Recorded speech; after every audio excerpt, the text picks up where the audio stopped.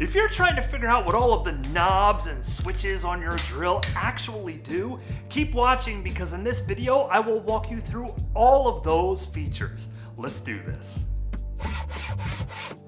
First, the little black tab that sits behind the trigger of your drill, this actually controls the direction with which it spins. So if you push the right side in all of the way, you put the drill in drive, it's gonna go forward. If you hit the tab on the left side, this is gonna put the drill in reverse. So if you're pulling a screw out of material, you wanna be in reverse. However, most people don't know that if you put it right in the middle, it locks the trigger on your drill. This is a really cool feature to have if you're putting your drill in a bag and you're leaving your battery on it. This ensures that it's not going to run, thereby wasting the battery on your drill. It will keep that trigger locked nice and tight. Next is the knob that swings around the middle here that twists. This is the clutch for your drill.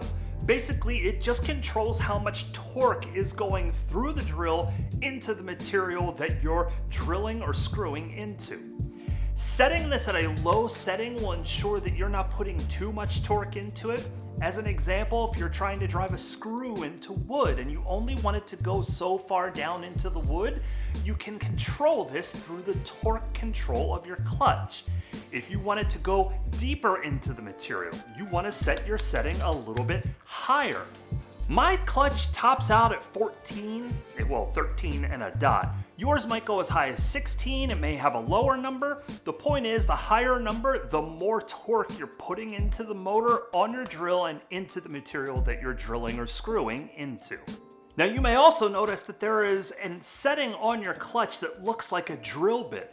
This is the setting that you use to bypass all of those torque controls and give full power into the drill.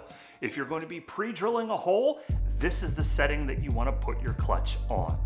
Now, if your drill has the hammer feature built into it, you may notice that your clutch has a little hammer on it.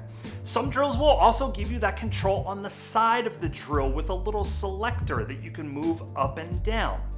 The hammer function basically treats it as if you're pounding a hammer on the back of the drill as you're drilling in.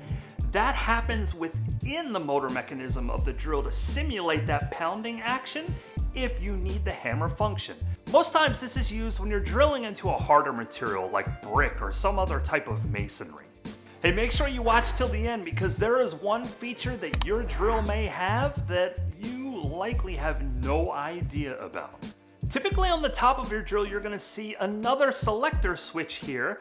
This controls the speed at which your drill moves. Using the selection of 1 is where you're going to do most of your work, especially if you're using your drill as a screw gun. You don't really want to go to the number 2. You'll end up stripping your screws really bad. I've done it just for fun. It's not fun. Or was it? No, it actually was kind of fun. When you put your drill into drill mode on your clutch, put it on setting number 2. This is going to give you full speed for your drill bit. This is usually the only time that I use number 2 on my drill is when I'm actually drilling into material with drill bits and not using it as a screw gun. Last but not least is the chuck. That is the very end of your drill. Spinning the chuck one direction or the other will open or close the teeth at the end of the chuck. When you're putting a drill bit in place or a screw bit in place, this is how you tighten the drill around that bit. The further you tighten it, the closer these teeth become. The further you loosen it, the further apart those teeth move.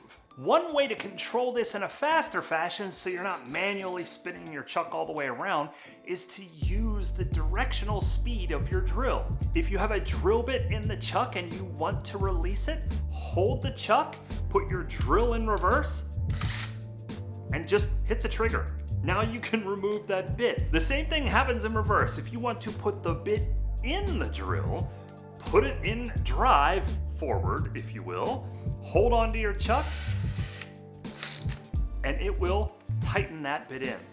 Many chucks also have a ratcheting feature built into it, so as you tighten, you'll hear that it cranks down almost like a ratchet on a wrench to keep that bit nice and tight. And now for that magical feature that you probably didn't even know existed. and it's in your chuck. When you're putting a screw bit or a drill bit in, after you tighten it and ratchet it down, if your drill has the ratchet feature, click your chuck back once, the opposite direction.